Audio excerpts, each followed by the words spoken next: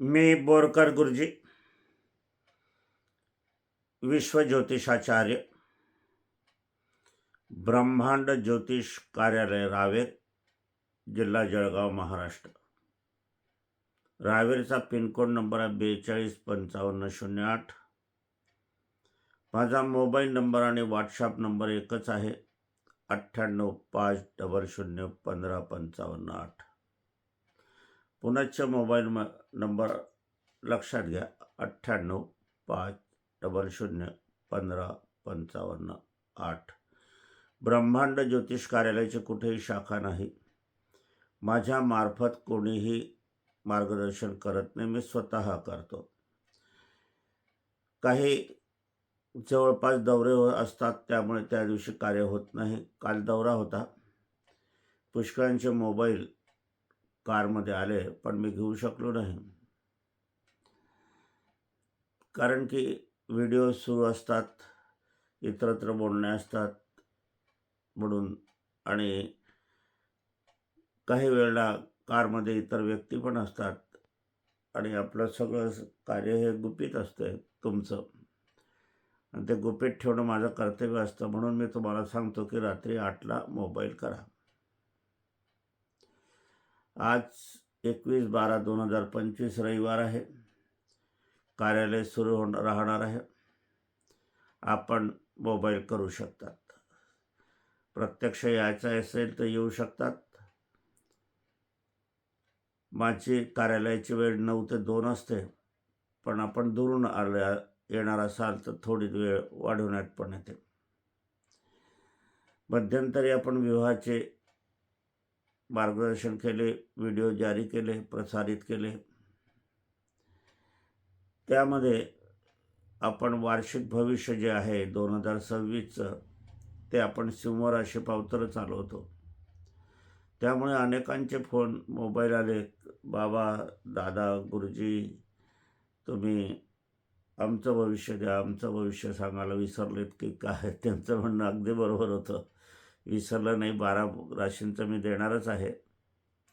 आपली सदिच्छा माझ्या पाठीशी आहे, त्यामुळे माझा जीवन प्रवाह चालू आहे, सुरू आहे. नाहीतर मी एकाकी आहे, हे ते मला माहीत आहे. पहा, तुमची माझी काही वेळ पुष्कळशी ओळख नसते, काही नसतेस. तुम्ही मला व्हिडिओच्या माध्यमातून पाहतात, मी तुम्हाला मोबाईलच्या माध्यमातून पाहतो, आवाजाच्या माध्यमातून, आणि कळत नकळत आपले संबंध जुळले जातात. काहीतरी मागची आपली गाठभेट मागील जन्माची असं मी म्हणतो, ती या जन्मात पूर्ण होते, किंवा माझ्या भाग्यात तुम्ही आहात म्हणूनही ती पूर्तता होते, असं म्हणायला हरकत नाही. आपण सर्व सुज्ञ माणसं आहात, आपण सर्व ज्ञानी आहात, संपन्न आहात. मी एक साधारण मनुष्य आहे.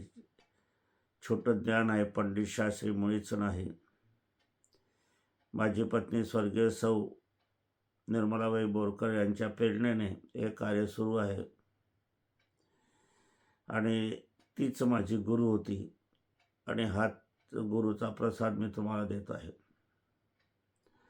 असो, नित्याप्रमाणे माझी पत्नी स्वर्गीय सौ निर्मलाबाई बोरकर यांना अभिवादन करूया आणि आजच्या कार्याला सुरुवात करूया. 21/12/2025 5:29 झालेले आहेत. 4 वाजता उठलो होतो. अंगणाची स्वच्छता, घराची स्वच्छता, सडा मार्जन करणे, स्नानविधी आटोपणे आणि पूजापाठ करून मी इथे आज तुमच्यासमोर हजर होत आहे. कन्या राशी आपण घेणार आहोत, 6 नंबरची राशी. कन्या राशी आपण घेत असताना रवी मंगळाचा योग आणि बुध शुक्राचा चतुर्थी योग हा कुंडलीमध्ये चतुर्थ स्थानात होत आहे.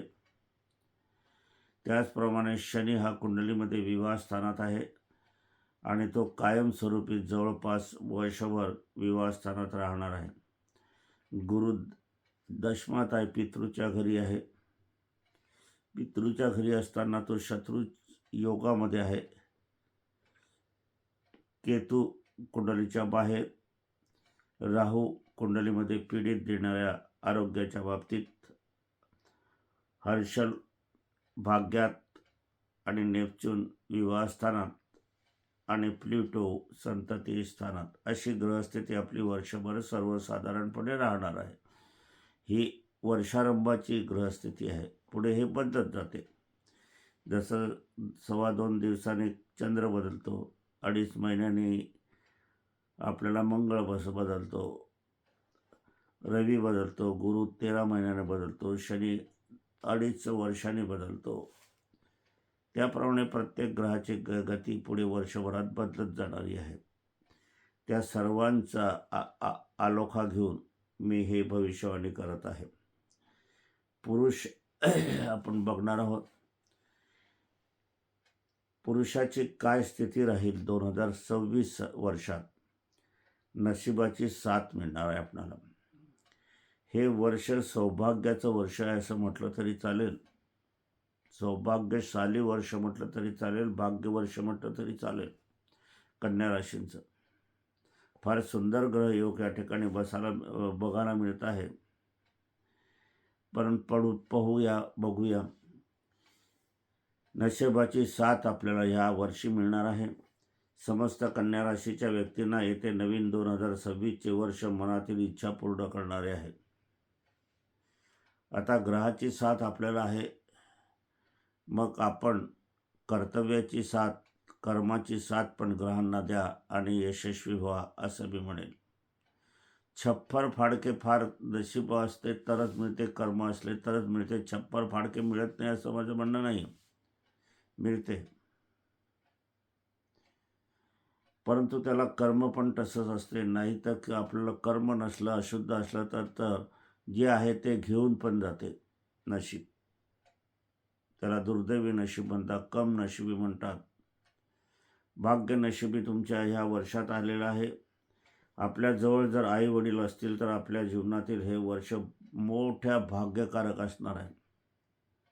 जीवन आयुष्यामध्ये मी तुम्हाला सांगतो माझ्या अनुभवानुसार, आई वडील ज्यांच्या घरी त्यांचं लक्ष्मी सदैव त्यांच्या घरी, भाग्य त्यांच्या घरी. आई वडील असणं घरामध्ये आणि आपण आई वडिलांसोबत असणं फार महत्त्वाचं आहे. परंतु वर्तमान स्थितीमध्ये हे कळत नाही आहे. मुलीसुद्धा सासू सासरे नको अशी स्थळं बघायला लागली आहे. मुलांना सुद्धा आईवडील नकोशी झालेली आहे. अष्टविनायक तुम्ही यात्रा करता, गणपतीला जातात, चतुर्थी करतात, विनायक चतुर्थी करतात, संकट चतुर्थी करतात. आणि गणपतीने जे सांगितलं की आई वडील माझे दैवत आहे, सर्वांचे दैवत आई वडील आहे, म्हणून त्यांनी सन्मानाचा मान मिळवला प्रथम पूजेचा. आणि तुम्ही गणपतीची ही गोष्ट जर ऐकत नसाल तर गणपतीला जाऊन विनायक चतुर्थी, संकट चतुर्थी करून काहीही उपयोग होणार नाही. असो, पुढे बघूया तर आपल्या जीवन आयुष्यात हे वर्ष भाग्यकारक, आई वडिलांसोबत राहणार आहे. हौस मौज आनंद देणार हे वर्ष असणार आहे. नवीन वाहन खरेदीचे योग प्रबळ आहे. नवीन भौतिक सुखाच्या गोष्टी आपण खरेदी कराल. मुलांच्या बाबतीत मात्र काळजी घ्यावी लागणारे हे वर्ष आहे. मातृकायक कार्य करणारे हे वर्ष असून मातृ आरोग्याविषयी आपणास मातृसोबत प्रवास देखील करावा लागणार आहे. आईची तब्येत बिघडण्याची संभावना असल्याकारणाने आपल्याला गावापेक्षा दुसऱ्या गावात जाण्याचे योग पण आहे. पण माझ्या मते तुम्ही जर लहान छोटे डॉक्टर आहे यांच्याकडे अधिक जाऊन तपासणी करावी. कारण मोठ्या दवाखान्याचा अनुभव मला आता चांगला आलेला नाही आणि पुष्कळांनाही चांगला आलेला नाही, असाच आहे. असो, शेतकरी वर्गासाठी हे उत्तम वर्ष असणार आहे. त्यांच्या बांधालगतची जमीन खरेदी योग पण त्यांचे आहे आणि या संधी आपण उपलब्ध करून घ्याव्या. या संधी सोडू नका. भविष्यासाठी ही शेती जमिनी खरेदी करणे आपणाला पुष्कळ लाभदायक होणार ठरणार आहे. सांसारिक काही वाद असतील तर त्याबाबत आपण स्वतः सौजन्याची भूमिका करून शांतता घरात टिकवण्याचा प्रयत्न आपण करावा. पुरुषांचे आपण हे भविष्यवाणी 2026ची बघितले. आता महिलांचे बघूया. या ताई माई अक्का काय म्हणतात ते. व्रतवैकल्याचे फळ मिळेल. वा वा, शाबास. महिलांना एक सूचना आहे मला, की तुम्ही भारतीय संस्कृतीप्रमाणे राहण्याचा प्रयत्न करा. पाश्चिमात्य संस्कृतीमध्ये राहण्याचा प्रयत्न अजिबात करू नका. गृहिणी ही गृहिणीसारखी, स्त्री ही स्त्रीसारखी, आई ही आईसारखी, माता ही मातासारखी, भगिनी ही भगिनीसारखी, आजी ही आजीसारखी ह्याच्यातच शोभा देत असते आणि त्याच्यातच संस्कृतीचं फळ मिळत असते. व्रतवैकल्याचे फळ आपल्याला मिळणार आहे. समस्त कन्या राशीच्या विवाहित महिलांना तसे अविवाहित कुमारिकांना जर आपण काही उपवास तापास तसे व्रत करत असाल किंवा त्याप्रमाणे आपण वस करून घ्या, तर परमेश्वराजवळ काही नवस बोलले असाल त्याचप्रमाणे घडणार आहे आणि नवस लवकर फेडा. नवस फोडत असताना मात्र सर्वत्र 99% लोक बांगड्या अगदी लहान घेतात, खड जरासा घेतात, खारीक खोबरं सडकं असते, कुंकूच्या लहान लहान पुड्या असतात, ज्या तुम्ही वापरणार नाही असा खण असतो, वापरणार नाही अशी साडी चोळी असते. काय आहे, देवाला फसवण्यासारखं हे आहे. ज्या तेव्हा तुम्ही जर घेता ह्या वस्तू तर त्या तुम्ही खोबरं खाऊन पाहणार आहे का? खारीक बदाम त्याच्यातली खाऊ शकता का? एवढीशा बांगड्या तुम्ही भरणार आहात का? मग आई कशी भरेल? आई तर मोठी माय आहे, आपली मोठी आहे, जगदंबा आहे, तिला हे चालणार आहे का? तुम्ही ज्या वस्तू वापरू शकत नाही, की जे तुम्ही हात पुसण्याला अशा वस्तू वापरतात आणि त्या तुम्ही देवीला अर्पण करतात, हा नवस फेडणं कधीही नाही होणार. खड नारळाची ओटी भरणं हे उचित नाही. नाही केलं तरी चालेल, फूल वाहिलं नाही तरी चालेल, हात जोडा, पण हृदयातून जोडा, मनातून जोडा. नुसत्या बांगड्या दिल्या तरी चालेल, पण चांगल्या बांगड्या द्या. नुसता खड दिला तरी चांगला तुम्ही जो वापरता त्याच्यापेक्षा उंचीचा द्या.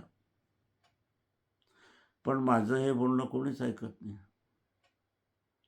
ज्या वेळेला आपण रांगेमध्ये बघतो आणि या स्त्रिया खणाचा तो ताट घेऊन जाताना दिसतात, त्यावेळेला मन हळहळते माझं. काय सांगावं या महिलांना, ताईंना, बाईंना, अक्कांना, आईंना. असो, जसं तुम्ही द्याल तसं तुम्हाला प्राप्त होईल. आज कुलदेवता कुलदेवीचे पूजन अर्चन मात्र आपण केलेले असावे आणि करावे. अविवाहित तरुणींनी या वर्षात शुभमंगल सावधान होईल. त्यांचे विवाह झालेच म्हणून असे समजावे. आपली प्रेम प्रकरणे सुरू असल्यास आपण याची कल्पना आईवडिलांना दिल्याशिवाय राहू नका, मगच विवाह करा. आईवडिलांचा आशीर्वाद आपल्याला दाम्पत्य जीवन सुरू करण्याला अत्यंत आवश्यक आहे. हा पुनर्जन्म आहे, कारण तुम्ही एका स्त्रीशी, तुम्ही एका पुरुषाशी संबंधित होत आहात आणि आयुष्यभर राहणारा. तर आई वडील जे निर्माते आहे तुमचे, त्यांचे आशीर्वाद आपल्या पाठीशी नसले तर तुमचं जीवन सुखकर होत नाही.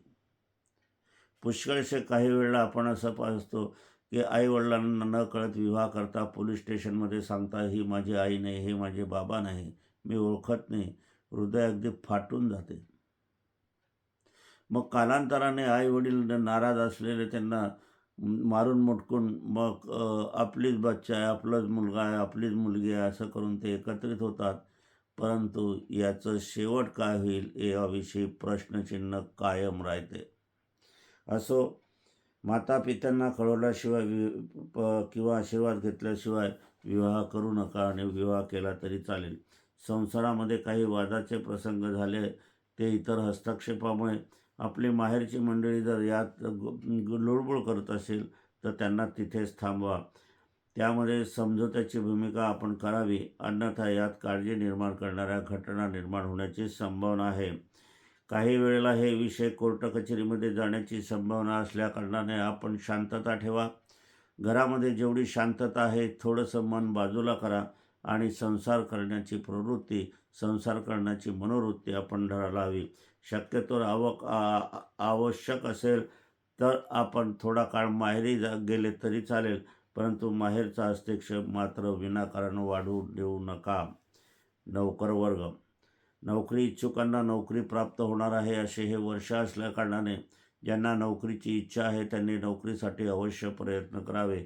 त्यांना नोकरीच्या संधी प्राप्त होतील असे ग्रह संकेत आहेत. हे नवीन वर्ष समस्त नोकरी करणाऱ्या सर्व नोकर वर्गासाठी उत्तम ठरणार आहे.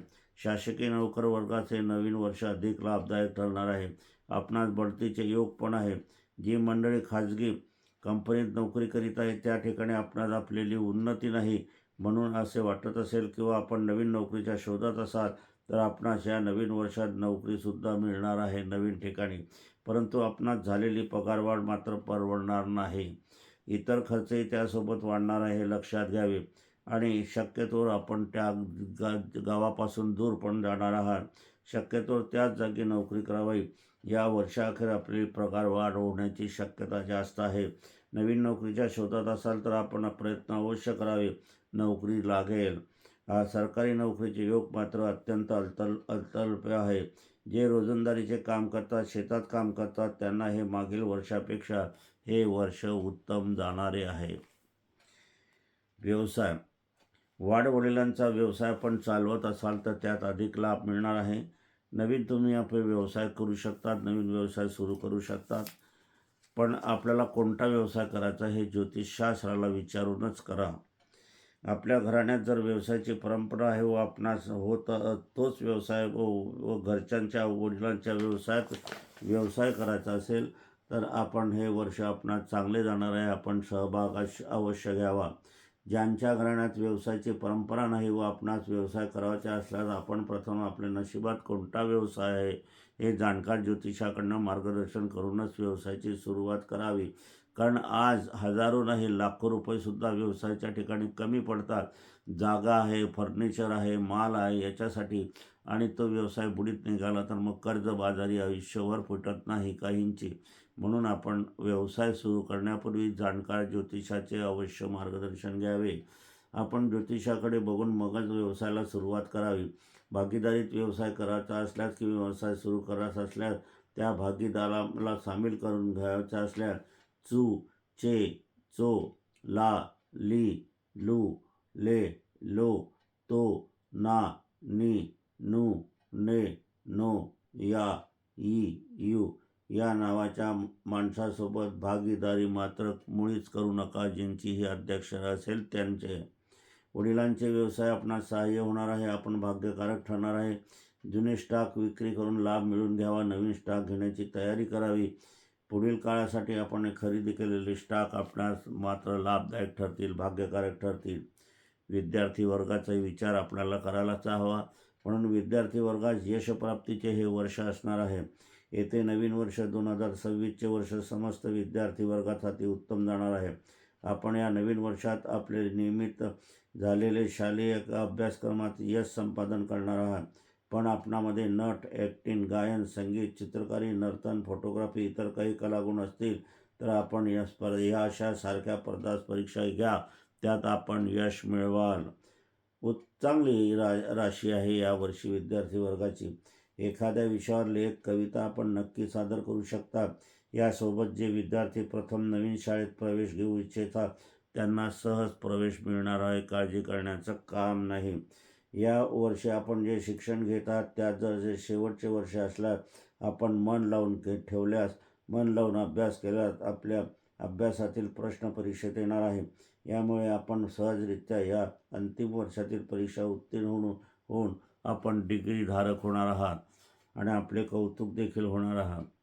आता राजकारण तर घराघरात शिरलं आहे. राजकारणापासून दूर राहू शकत नाही. म्हणून आपण राजकारणाचं पण इथे भविष्य केलेलं आहे. पक्ष बदल न करणाऱ्यांना हे वर्ष भाग्यकारक आहे. ज्यांनी पक्ष बदल केलेला आहे त्यांना मात्र अडचणीला सामनाच सहन करावा लागेल. समस्त कन्या राशीच्या राजकारणी व्यक्तींनी आपली मते जाहीरपणे अथवा बैठकीत किंवा आपल्या पक्षात देखील बोलताना विशेष सावधानता बाळगावी. नाही तर आपले बोलाचं या ठिकाणी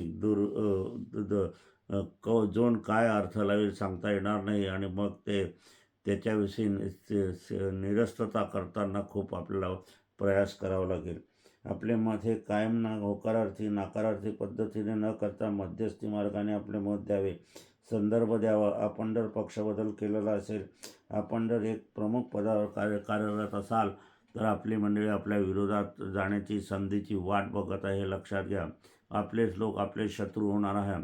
आपण पक्षबदल केलेला नसेल तर मात्र आपल्या नैतिकतेचे कौतुक पक्षश्रेष्ठी करणार आहात आणि आपल्याला काही मोठी जबाबदारी देखील सोपवली जाणार आहे.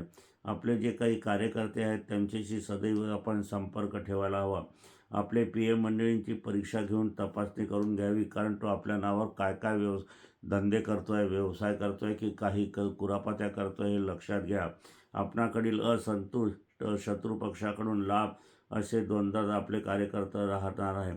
त्यामुळे त्यांची मर्जी सांभाळण्याचा आपण प्रयत्न करावा. आर्थिक बाजू काय राहणार आहे आपल्याला 2026 सर्वांना? तर आर्थिक बाजू मजबूत राहणार आहे, उत्तम राहणार आहे. ही चांगली गोष्ट आहे. या नवीन वर्षात समस्त कन्या राशी व्यक्तींना आर्थिक बाबतीत समतोल असणार आहे. आपण ज्या वर्षात आपल्या मातापित्यांची इच्छा पूर्ण केल्या, आपल्याला लक्ष्मी माता नक्की आर्थिक इच्छा पूर्ण होणारच आहे. आपण यावर्षी अधिक बाबतीत जी कार्य कराल ती कार्य सफल होणार आहे. कर्ज उसनवारी आपणावर असेल तर ती बहुतांशी या नवीन वर्षात संपणार आहे, संपुष्टात येणार आहे. आपली काही उसनवारी इतरांकडे असल्यास ती पण थोडीफार वसूल होण्याचे योग आहे. मातृसंबंधित कार्यासाठी तसेच आरोग्याच्या बाबतीत देखील आपण खर्च करावा लागणार आहे. आईवडिलांची सेवा करा. वाहनावर खर्च करण्याचे योगही आहे. भूमी, वास्तू, शेती खरेदीचे योग आहे, त्यावर खर्च करण्याचे योग पण आहे. आरोग्याच्या बाबतीत आपण बघूया. 2026मध्ये कन्या राशीचं आरोग्य कसं राहील? समस्त स्त्रियांना आरोग्याच्या बाबतीत मात्र हे वर्ष जरा काळजी करणारे आहे. मातृपितृ संबंधित शारीरिक अस्वस्थता, त्यासोबत मातृचे ऑपरेशनची संभावना देखील आहे. ऑपरेशनच्या निर्णय तडकाफडकी न घेता त्यांची तब्येत इतर डॉक्टरांना दाखवावी. 2-3 डॉक्टरांना दाखवल्याशिवाय ऑपरेशनचा निर्णय करू नये, कारण आता फसगत होण्याचे योग जास्त आहे. मेडिकल क्षेत्रामध्ये सावध राहावं प्रत्येक व्यक्तीने. ऑपरेशन निर्णय घ्यावा. गर्भवती महिलांनी व सिझेरियनचा सल्ला दिला असेल तर आपण सरकारी दवाखान्यामध्ये आपली प्रकृती दाखवून नंतर योग्य निर्णय घ्यावा. पाणी पिताना, संडास, बाथरूम, पाण्याच्या जागा, तलाव, नदी किनारे, विहिरी संबंधित चालताना, कार्य करताना विशेष सावधानता बाळगावी.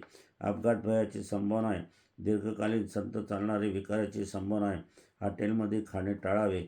पनीर, दूध, फळे एकत्रित असलेले पदार्थ मुळीच खाऊ नये. आपण 2026 लवकरच येणार आहे, कारण आज आपण पाहिलं तर 21 तारीख आहे. धावते दिवस सुरू राहिलेले आहे. आता आपण याच्यासोबत राशी क्रमांक 6 जे आपण बोललो आता कन्या राशी आताच, तर या वर्षाची सुरुवात आपले दारी मातृपितृ घरी, भाग्य आपले दारी आपल्याला असायला हवे तर मातृपितृ घरी असायला हवे, नाहीतर केवळ भाग्याचे दर्शन होईल, लाभ होणार नाही. नवीन दाम्पत्यांना संततीचा लाभ होईल. ज्यांच्याला जो विवाह झालेला आहे आणि काही संततीबाबत अडथळे आपल्याला आलेले आहेत आणि अडथळे आलेले असताना संततीमध्ये समस्या निर्माण झालेल्या आहे, अशा ना संततीचा लाभ होण्याचे योग आहे. प्रयत्न मात्र आपल्याला करावे लागणार आहे. याच्याच ठिकाणी आपल्याला जर सिझेरियनचा सल्ला कोणी दिलेला असला डॉक्टरांनी, तर आपण आपली प्रकृती महिलांनी 2-3 डॉक्टरांना दाखवल्याशिवाय सिझेरियनचा सल्ला घेऊ नये. शक्यतोवर आपण जर बघायला गेले तर खाजगी दवाखान्यात सिझेरियन अधिक होतात आणि सरकारी दवाखान्यात सिझेरियन होत नाही असं म्हटलं तरी चालेल. तर याकडे लक्ष द्यावे. विवाह इच्छुकांना स्थळांचा लाभ होईल. नोकरी इच्छुकांना नोकरीचा पण लाभ होणार आहे. नोकरीसाठी प्रयत्न करावे. वृद्ध मातापित्यांची काळजी घ्यावी. त्यांच्या इच्छा पूर्ण करावे. अन्यथा उपासना आराधना करूनही आपल्याला इच्छा आपल्या पूर्ण होणार नाही. आई वडील जिवंत आहे तोपर्यंत त्यांच्या इच्छा पूर्ण करून घ्या. त्यांची सूक्ष्म इच्छा पण अपूर्ण राहिली तर मात्र ती भोग प्राप्त होते. याचा अनुभव आपल्याला जीवन आयुष्यात घ्यावाच लागणार आहे. कारण माझं 78 वर्षाचं वय आहे. 78कडे माझी वाटचाल सुरू झालेली आहे. मी माझ्या अनुभवात इतर सामाजिक, इतर धर्मीय जातीपंथामध्ये ज्या वेळेला आम्ही परीक्षणार्थ जातो, भेटीगाठी देतो किंवा काही नातेसंबंधात समाजामध्ये फिरण्याचा योग येतो, ज्या मुलांनी, ज्या नातवांनी, ज्या सुनांनी, ज्या मुलींनी आईवडिलांना त्रास दिला आहे ते कधीही सुख प्राप्त झालेले नाही. लागल्यास आपण संशोधन करून घ्यावं. आता आपण तीर्थयात्रा क्षेत्री जात असताना जर आपण बघितलं तर तरुण तरुणी तिथे तीर्थयात्रा ठिकाणी आपल्याला जाताना दिसतात. हातात हात घालतात, फोटो घालतात, सेल्फी घेतात, सगळं काही करतात. त्यांच्यासोबत आईवडील अजिबात नसतात. हे अगदी विदारक दृश्य आहे. काल जळगावला गेलो होतो. माझ्या श्रावणबाळ आहे, आपला राहुल नरेंद्र पाटील यांनी मला आईस्क्रीम खाण्याचा आग्रह केला. त्या आईस्क्रीम खाण्याच्या याच्यामध्ये मी गेलो असताना तिथे सगळे दाम्पत्य हे नवीन बसलेले होते. नवीन लग्न झालेली होती. एखाद मुलगा होतं. असेच त्या हॉलमध्ये सगळे होते. एकही जणांनी माता-पिता, वृद्ध आई-वडील त्यांच्यासोबत नव्हते. मला ते विदारक वाटलं. बरं, हे मंडळी जिथे खाऊन आले घरी नेणार आहे हे पण नाही. किती आश्चर्याची गोष्ट आहे का नामुष्कीची गोष्ट आहे, याचा विचार मला करवत नाही. असो, कोर्ट कचेरीत आपण असेल तर दाव्यात आपल्याला यश मिळणार आहे. प्रेमिकांना अविश्वासाचे वातावरण राहणार आहे. त्याच्यात वाद होण्याची संभावना सांभाळून घ्यावं. 2026चा मधला काळ संसारापासून नोकरी, व्यवसाय, आरोग्य, कोर्ट कचेरी, प्रेमिकांना, विवाह इच्छुकांना संकटग्रस्त जाणार आहे. याबाबतीत उपासना, आराधना, आईवडिलांचे आशीर्वादच आपल्याला कामा पडणार आहे. जूनपासून सुधारणा होणार आहे. भाग्योदय आपल्याला येणार आहे. आपली स्थिती सुधारणार आहे. मोठ्या प्रमाणावर आर्थिक लाभ होणार आहे. आर्थिक व्यवहार करा.